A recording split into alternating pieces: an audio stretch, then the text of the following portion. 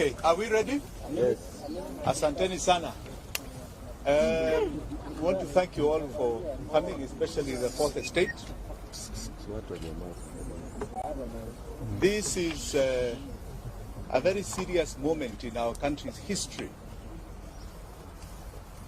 We are going through probably the worst times of constitutional delinquency we have ever witnessed from a head of state. We have a head of state who has decided that the constitution is irrelevant. We have police officers and so-called armed forces that have decided that our democracy and the tenets for which our forefathers fought for this country have been suspended. There is only God that we recognize that is above us. Everybody else is below the sovereign Kenyan. That is the wish of God. That is the constitution of this land. We have a statement here in relation to the killings and abductions that have been going on in this country ever since the peaceful demonstrations that started in June. Many of us on this table are victims of this. We have families here that have been so devastated by the loss of loved ones, especially young ones. But before I read this statement, I would appreciate your patience in recognition of some of the people who are seated here with me. Some people who are here with me have suffered untold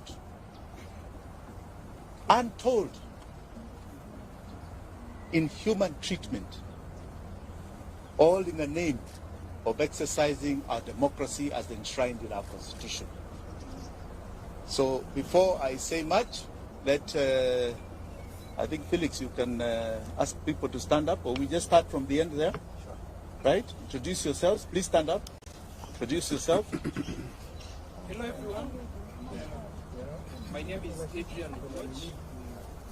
We are leading university student activism to reinvent and bring back the student activism that we've been having for a long period of time that we have lost. Right now the major discourse has been on the new funding model and the role that has been in the education sector. And we want students to be active and aware of whatever is going on. We are not in support of whatever the government has done in trying to call out student leaders in having personal meetings, which is not effective towards success of education in this country. That is why we are looking at students to stand up for the students and majorly for all our individuals who are being threatened, including students themselves, by the anarchism that is being displayed by this government. Thank you. Thank you.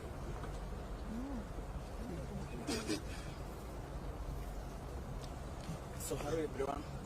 Hi. Can see this issue because I believe at stake here is our very lives, our very existence. Police are killing people, acting people, and I don't know why it should happen in the media, the social media, about the bodies that were retrieved from Kware, the families of the victims, they are being threatened. The youths who helped to retrieve the bodies, they are being threatened by the DCI.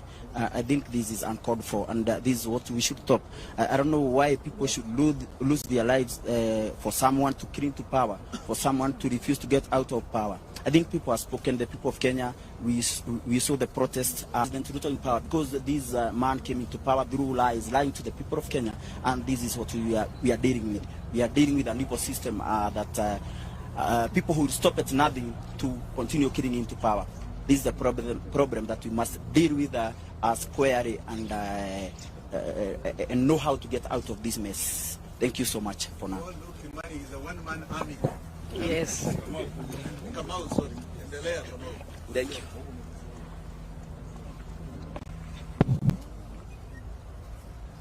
Habari zenu. My name is Florence Kanywa. I'm a social justice activist, and I am the Linda Women League Free Kenya movement. Just to let you know that the 3 persons who were abducted on 19th are members of Free Kenya movement. Bob Jagin being our chairman, and we are really saddened by what happened, and we are here to demand they be brought back to us, dead or alive. Thank you. Good afternoon. Charles Ole Sakei. I'm Charles Ole Sakei from Kajiado County, youth leader from Kajiado. I am here representing Bob's family. I am from Free Kenya movement. We have been on the ground with him, championing for our rights. And the reason we are here today is because someone somewhere has decided kuliwa. Hatusemi walikuwa abducted. Serikali haijatupatia majibu. Leo ikiwa ni siku ya 15 tangu hawa vijana kuchukuliwa na kupotea. Polisi wamedinae kwamba waliwa arrest ama wanawa. Lakini tumekuja tujiulize pia, kama polisi wanasema hawakushika hawa watu ama hawayuko na hawa watu, watuambie nani wako nayo. And I want to ask, itakuwaje kuna milisha inaoperate kwa hii nchi na rais anasema hajui? Anasema hajui kwamba kuna watu wamepotea. The president the other day said that he is not aware.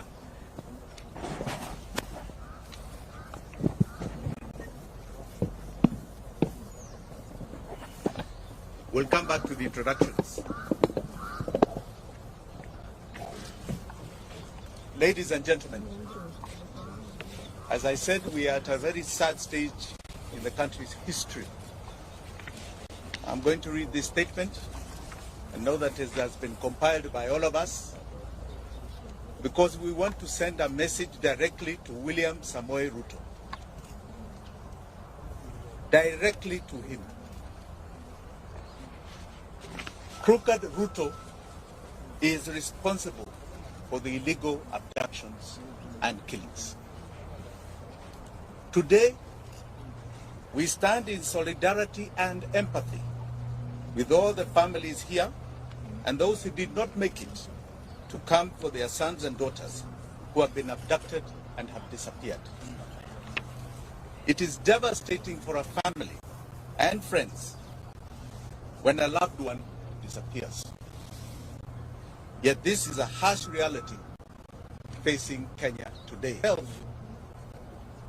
I'm very touched by the plight that has been going on, and more so because Bob Jagge and the Lomban twins came to visit me in Kamkunji after I was illegally arrested by the police, to some of us personally.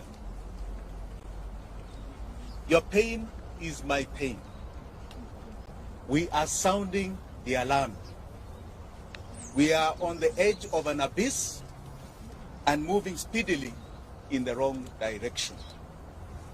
We must wake up and collectively demand for truth, accountability, and justice. Many times it is said that if it happens to one, we keep quiet. It happens to another, we keep quiet. Eventually it will land in each of our doorsteps of so-called terror suspects. We've seen it over the years. But because there is a security team that tells us that it's for our benefit, we keep quiet. Today they have extended it to people who have been peacefully demonstrating in this country. Abductions is becoming a way of life. Extrajudicial killings a way of life. This is not the Kenya. Abductions. enforced disappearances, and extrajudicial killings in Kenya remain a state strategy to spread terror amongst us. The feeling of insecurity and fear it generates is not limited to close relatives of the abducted or the disappeared only. It affects each and every one of us. Illegal abductions and enforced disappearances violates the right to life, liberty, protection before the law, and protection from other cruel, inhumane treatment and punishment. And victims and survivors, like we have here. We have a young man here who was abducted all the way to Maragua. He'll tell you his story. Abductions are a gross violation of the international law, including it is kidnapping people, kidnapping Kenyans.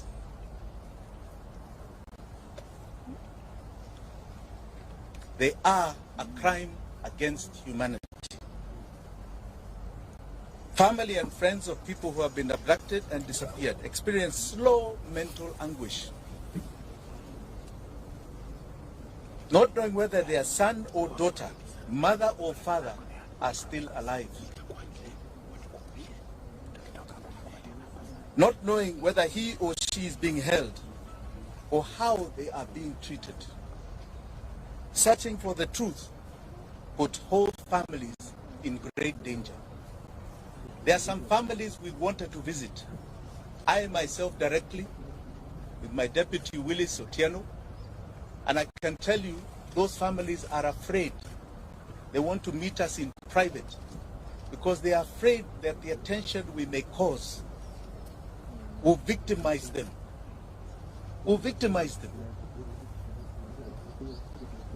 No order or instruction of any public authority, civilian, military, or other, may be invoked to justify a form of abduction, stroke kidnapping, to enforce disappearance. Any person receiving such an order,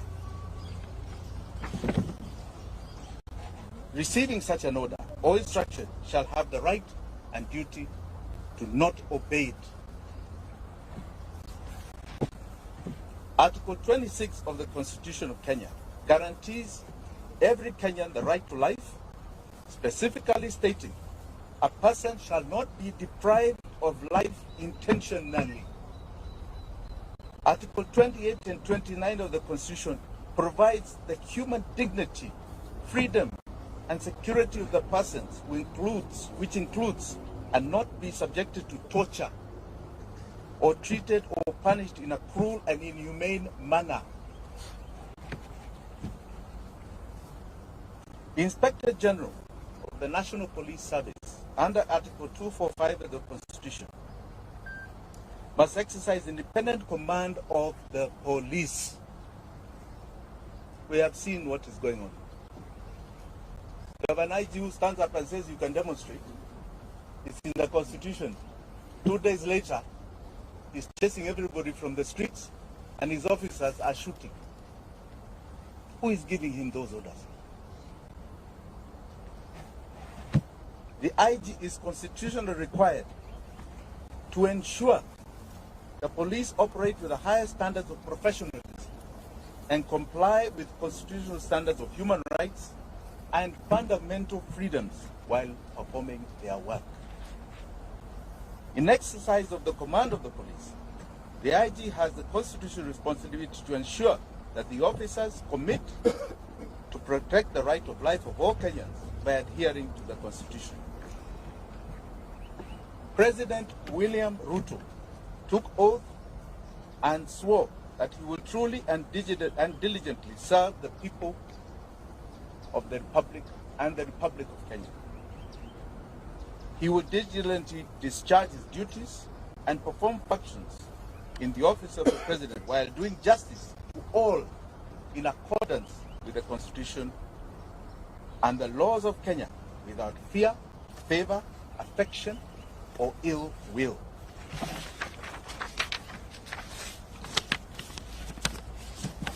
President Ruto and I say crooked Ruto, the crooked man, took oath and swore to faithfully bear true allegiance to the Republic of Kenya, and will obey, observe, protect, and defend the Constitution of this country. And he will protect and uphold the sovereignty, the integrity, and the dignity of every single Kenyan. That is an oath you are swearing to God before 54 million Kenyans. Regrettably, today it can be confirmed that crooked Ruto has not only violated the Constitution of Kenya, but has contravened his oath of office. He has become a constitutional delinquent. For the avoidance of any doubt, if any of you have any, crooked Ruto is solely responsible for the abductions, enforced disappearances, and the murders of young Kenyans, Gen Z. He has turned his police force into a political militia. Kenyans must never forget William Ruto's history. And Kenyans will never forget what he's doing to us today. Crooked Ruto is hypocritically mocking, laughing, and demeaning the abducted, disappeared, and murdered sons and daughters of this country, and their loved ones who are painfully crying daily. The only crime they have committed is exercising their constitutional and democratic right to peacefully and unarmed demonstrate on the streets in our country. We will not yield to crooked Ruto's tyranny. We will not. Because to yield is to advertise to all those that have fought for the democracy that we have today, starting from 1920. We are telling them that we have succumbed to the will of tyranny. William Ruto will not take us there. He is no different. When you look at that man, read the history of people like Pol Pot of Vietnam, Adolf Hitler. Read the history of Amin Dada, who was just next door to us, Umar Bashir, who created atrocities in Sudan. He is no different. It's not a man to glorify. That is a man to feel shame that he represents this great country called Kenya in any position. Finally, I wish to assure the abducted, the disappeared, and their families here and home, you shall never be forgotten by Kenyans.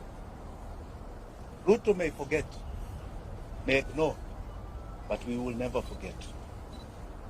You are the true freedom fighters of our time.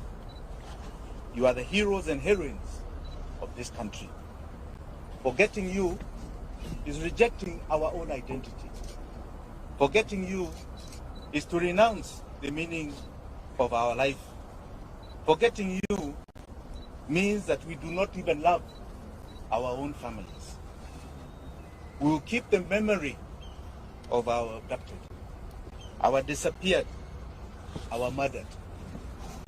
Forgetting them is allowing crooked Ruto to achieve his goal of erasing our loved ones from this earth. We are going to continue demanding justice. We shall relive their memory as we do. The abducted, the disappeared, the murdered shall live forever in our minds, in our hearts, and etched in the history of this country. Thank you very much. Do you have any questions? Yes. What's your name? My name is Barack from the Street Boys. The president recently said that he is not aware of anything from that, and should there be someone who is aware of such a case, should provide the name to yes, Moon. Have you and your team done? You know, Crooked Ruto has a big problem. He seems to be delusional. The information is in public domain. The media has over and over stressed names. Are you telling me he does not listen to the media? He doesn't watch TV like all of us? If he was true to the oath of office that he took, he doesn't wait for people to submit names. He would have already set up an inquiry with the allegations that are already there. He should be informing us what is going on. The only reason he is doing that is because he is the one who is doing it. Okay? Let us not mince our words here. Those are his instructions being obeyed by others. And he will be held to account. The days when people just got away with things are over. The level of accountability Kenyans are demanding, and the world, is at an all-time high. He will not get away with it. Any other question? Yes.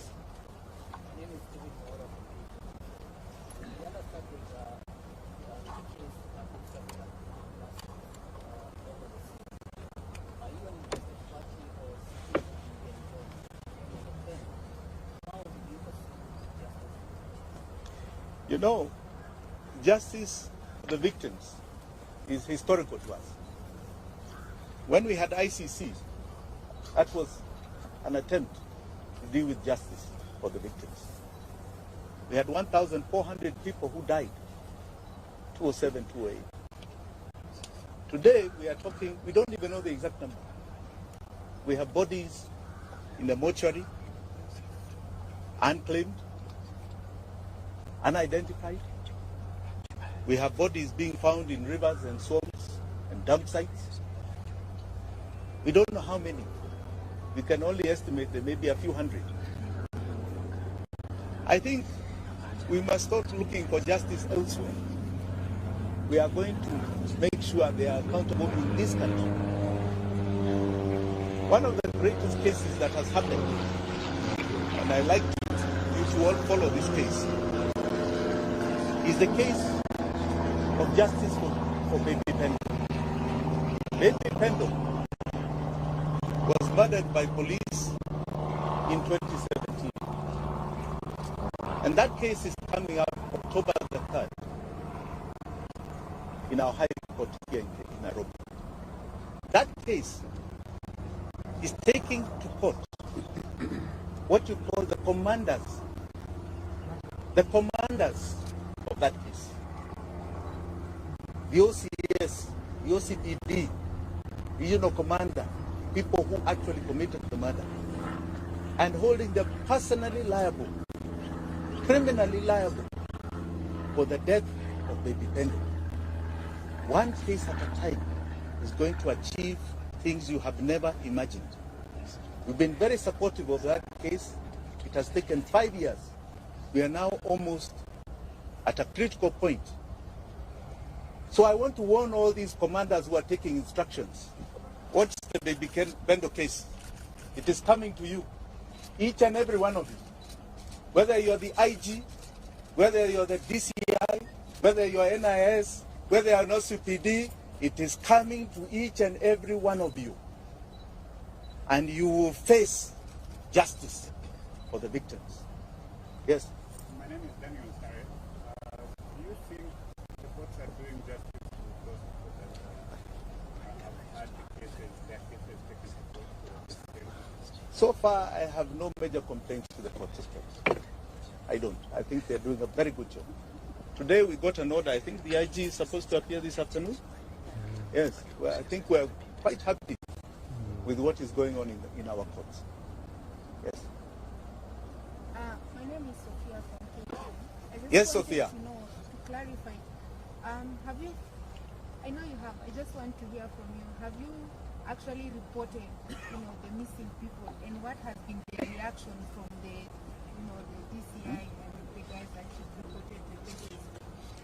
They have been reported to every single police station that is responsible. In other words, where we assume, let's just say we are assuming, were the areas of abduction or the areas where the families come from. They have been reported. Have you ever sought a comment from the IG? Have you? You're asking us, have you? Why are you not seeking comments from those people? They are the abductors. They are being accused every day. I'm here accusing them. Let them stress their defense. Okay? I was just asking if you follow the due diligence. Absolutely, absolutely. But the onus is not on us. The onus is not on us. It has been done. But don't be like them who want to say, oh, nyinyi mufanya report, mufanya. It's not about us. You think people are creating fake bodies and fake missing persons? Let's be sincere. It has been followed. And as you can see, there are people who are living in their own reality. They don't want to acknowledge that there is such a thing. Yes. Yes, Lugu. So far as Jim Wanjigi'S, how many families have you reached to be able to communicate about the missing? How many families? How many are there so far? About 12. About 12. Yes, about 12. But as I told you, we are having very serious challenges because these families are very frightened. And they feel if we draw too much attention to them, they'll be victimized. Even their other children will be victimized. But so I would like to keep it a bit quiet. Yeah? Anything else? Yes. Yes, good afternoon. Two questions. One, I understand that you have a case active in court. But the last time when you had a question, you told the public that your team is doing an assessment and very soon you will let the person know how much of damage was for the police officer who read it. Two, you mentioned that everything is in cloud, and that's why you're confident enough that there were some items that were planted in your favor. Is this part of the evidence you will present before the courts to indicate or satisfy the judges with the evidence? Thank you. Thank you for that question. You know, I didn't call this for myself. I was here to talk about others. Kesi yangu itakuja. And I want to assure you, as I assured you then, it will be a shocker case. Okay? A shocker case. But I'm not here today to talk about that. I'll come to me. Today, I'm here. All right? There are people who are not here, who have not only died, others have been abducted. We don't know whether they are dead or alive. I think that's really the concern. Mimi niko hapa, niko hai, niko sawa. My family wako hai. Sindio? So we'll come to that. Yeah. Sorry, last question. Yes. We know some of the people that were abducted, they are bonding wanategemewa kama watu kwa familia zao. I mean, you as My friend, why are you asking me of private arrangements? Sio hapana kitu ya public. Ask me. Kuna watu wengine ambao wanasema kitu. Any other question? Yes, ndugu yangu. From? Sorry.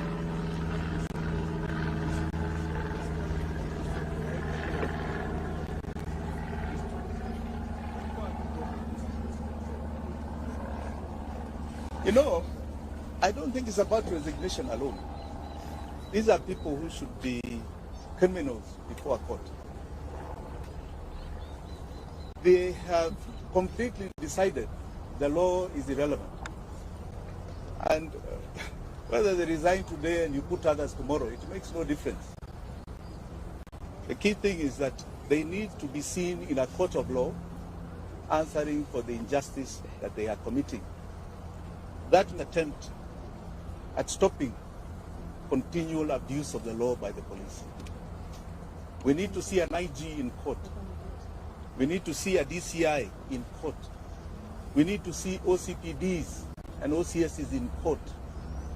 That is what we need. There was a young man who was shot some time ago called Rex Masai. Rex Masai. That was the first one that was brought to our faces. Okay? We have had how many stories for the last 3 months? Including from these agencies, what is it called? Yes. Really? We are talking about young men's lives here. Young girls' lives. I don't think it's a matter of resignation.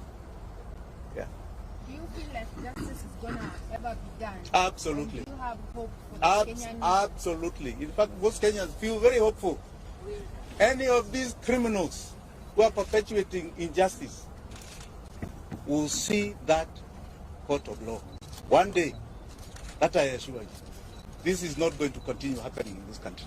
What is the time limit that is giving the government to be able to produce the people, and what is the plan?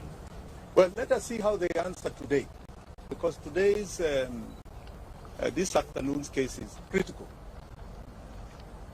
Many of us are skeptical. They will say they don't know where they are. They are not the ones who did it. But they also don't know what we have to prove that they are the ones. So let us see what they produce as the excuse this afternoon. Then you can ask me about time limit. Okay? Asante sana. Please hold on. I would like you to still hear some people here. Yeah? Please, Felix. Can we start with the former supervisor? Yeah, yeah. This young man. Okay.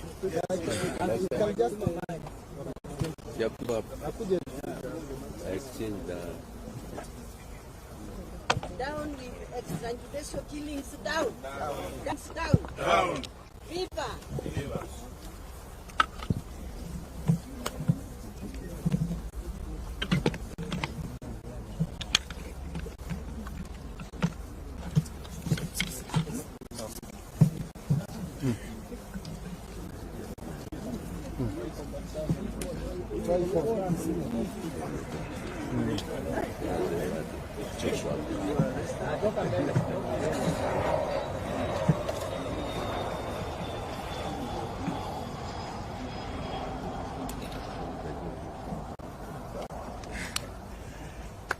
Good afternoon. My name is Joshua Okayo. I am a student undertaking my advocates training program at the Kenya School of Law, and also the president of the Student Governing Council at that institution. I have been very actively participating in protests that we've seen in the past 2 months. And I remember on 18th of June, I met Advocate Wakili Willian here. We were actually with him on the street. And it appears to me that this was history writing itself. I got abducted on 26th of June and was released, or rather when I realized that I was released, that was 28th of June. Because I found myself at the bank of Maragua River in Murang'a. So today I'm here because I'm here in solidarity with the families, friends, relatives, and everyone else who are related to our brothers and sisters who have since gone missing but have not been found. I am here because this speaks to me. I am here because I identify with the case in question right now. Were it not for efforts like this, were it not for such pressure, probably I would have been found dead. Sometimes I sit down and reflect, and I see the mere reason why I should also fight for other people, the way my friends and the whole nation fought for me. I would encourage Kenyans to all push for the release of these people. And to William Ruto, the young people are on your case. We are on your case. You have seen people going around the country exposing fraud, exposing theft and corruption. That is just a process to ultimately get you out of office. It might take time. It might be slow. But I can promise you, ultimately, the voices of the people of Kenya shall reign supreme. I want to say, Paul, to the families, because I know how this affects families. Family members, they could do nothing. And you know, the problem is that we have a generation that believes we are very powerless to the extent that a president cannot be called by name. We have to change our view, and we have to avoid this self-aggrandizement that has been, the impression of self-importance that has been sold to us, and we have to call.